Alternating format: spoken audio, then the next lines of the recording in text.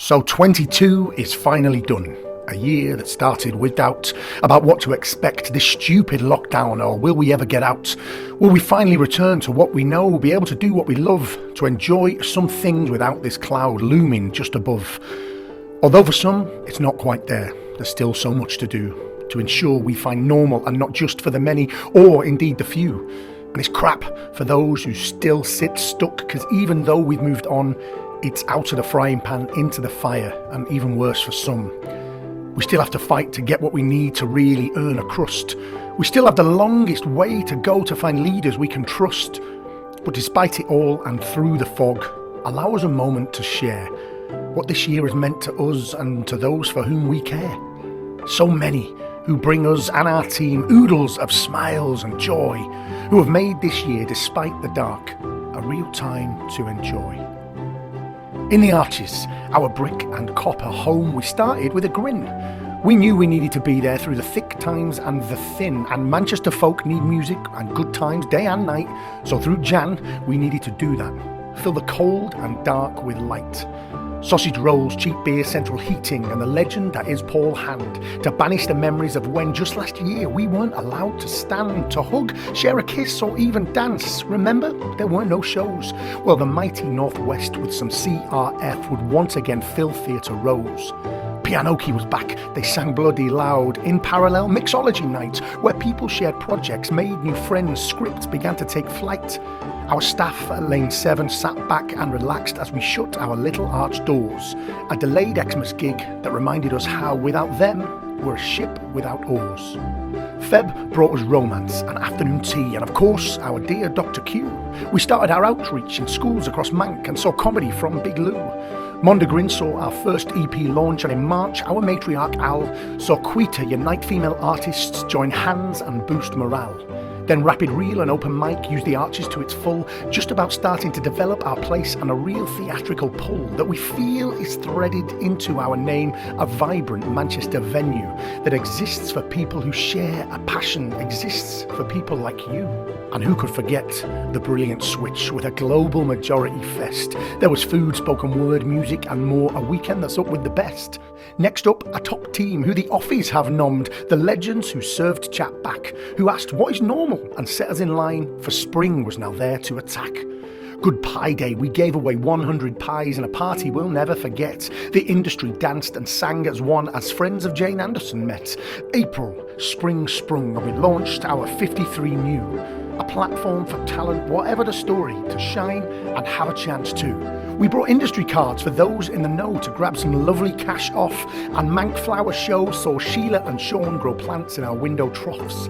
Then out of nowhere, 12 months had flown by and one party just wasn't enough. So we went for two and filled the place with music and fun and lovely stuff. Full of bingo, platters, champagne and suits, drag queens and our pals, live music and speeches, shots and good times echoed down the canals. Finally, Burnham walked through the door to say bon anniversaire. Tony Walsh read a poem that was, to say the least, beyond any person's compare. And so year two, and off with a bang. A 9-year-old's party to start. Then Angela Kerwin launched her book and spoke to us straight from the heart.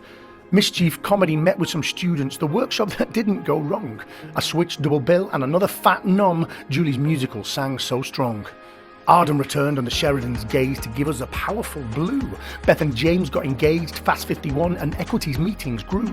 There was brick by brick, 2 pints deep, Jason Reynolds to add to the score. Then we stood arms aloft to celebrate all as we joined in the Lioness roar. Bride filled the gaff, and ICT made films that were pretty damn nifty. Then a band of leg ends gave blood, sweat and tears to make 80 into 150. A bigger arena and our first full show brought us Beth and Callum and Josh. With Things That Divide Us, a beautiful piece. We are out of the gates now, bosh. There was art from Glenn and Louis said bye, and Tinder Translator was born. Then JB Shorts saw 6 new plays and what some would call theatre porn. A jewel in our crowns, which came back to play, and the Offies love this one too.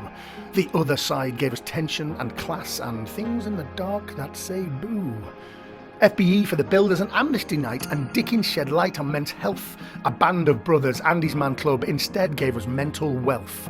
NIF and the factory showcased their wares, and November then found centre stage. We had Godcat and Trump, dinosaurs, queens, as words took life from the page. Take Back, they came, they shook us, changed lives with stories that kept us engrossed. We took the decision to show the World Cup, but supported those folk that do most. We welcomed a legend to captain the bar. Will now holds tight to the reins. As we rolled into Christmas, the Triple C ad meant it was time for our favourite campaign. This Is Our Christmas was shared to the masses and shown upon national TV, shouting again just how much can be done to increase our diversity. A last-minute entry from 1902 who brought green and white to our door before we decked out the arches and reindeer arrived for a cheeky wee pint or four. Approaching the end was an end indeed as we said goodbyes to JP.